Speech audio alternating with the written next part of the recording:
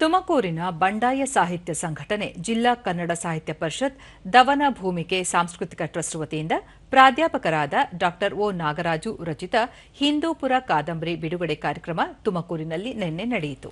ಈ ಸಂದರ್ಭದಲ್ಲಿ ಸಾಹಿತಿ ಪ್ರೊಫೆಸರ್ ಬರಗೂರು ರಾಮಚಂದ್ರಪ್ಪ, ಪ್ರಾಧ್ಯಾಪಕ ಡಾ ಒ ನಾಗರಾಜು, ಕೇಂದ್ರ ಸಾಹಿತ್ಯ ಅಕಾಡೆಮಿಯ ಯುವ ಪ್ರಶಸ್ತಿ ಪುರಸ್ಕೃತರಾದ ಡಾ ಎಚ್ ಲಕ್ಷ್ಮೀನಾರಾಯಣ ಸ್ವಾಮಿ, ಪತ್ರಕರ್ತ ರಘುನಾಥ ಚಹಾ, ಜಿಲ್ಲಾ ಕನ್ನಡ ಸಾಹಿತ್ಯ ಪರಿಷತ್ತಿನ ಅಧ್ಯಕ್ಷ ಕೆಎಸ್ ಸಿದ್ದಲಿಂಗಪ್ಪ ಸೇರಿದಂತೆ ಮತ್ತಿತರರು ಉಪಸ್ಥಿತರಿದ್ದರು.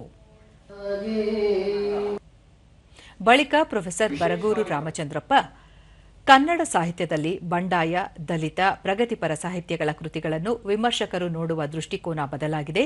ಹೀಗಾಗಿಯೇ ಅನೇಕ ಕೃತಿಗಳು ಜನರ ನಡುವೆ ಚರ್ಚೆಗೆ ಬಾರದಂತಾಗಿವೆ. ಸಿದ್ಧ ಮಾದರಿಯ ಸಾಹಿತ್ಯ ಮತ್ತು ವಿಮರ್ಶೆಯ ನೋಟ ಹತ್ತಿಕ್ಕುವ ಬರವಣಿಗೆ ಮುಂದುವರಿಯಬೇಕು ಎಂದು ಅಭಿಪ್ರಾಯಪಟ್ಟರು. ಹಿಡಿದುಕೊಡಕ್ಕೆ ಶುರುವಾಗುತ್ತೆ. ಬೇರೆ ಬೇರೆ ತಲೆಮಾರುಗಳಲ್ಲಿ ಹಿಡಿಯೋ ಪ್ರಯತ್ನವನ್ನ ಈ ಕಾದಂಬರಿ ಮಾಡುತ್ತೆ.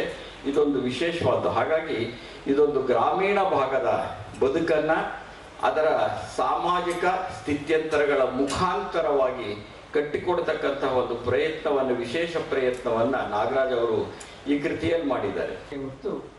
ರಘುನಾಥ ಚಹಾ, ಸಾಹಿತ್ಯ ಪ್ರದರ್ಶಕ ಕಲೆ ಆಗುತ್ತಿದೆಯೇ ಎಂಬ ಅನುಮಾನ ಕಾಡುತ್ತಿದೆ.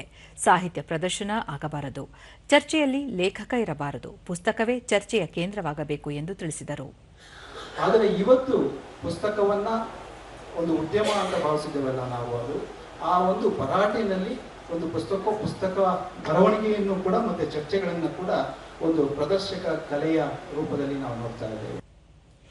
ಡಾಕ್ಟರ್ ಎಚ್ ಲಕ್ಷ್ಮೀನಾರಾಯಣ ಸ್ವಾಮಿ, ಬಂಡಾಯ ಸಾಹಿತ್ಯ ದಲಿತ ಸಾಹಿತ್ಯಗಳಲ್ಲಿನ ದಲಿತತ್ವದ ಪ್ರತಿನಿಧೀಕರಣ ಕೃತಿಯಾಗಿದೆ.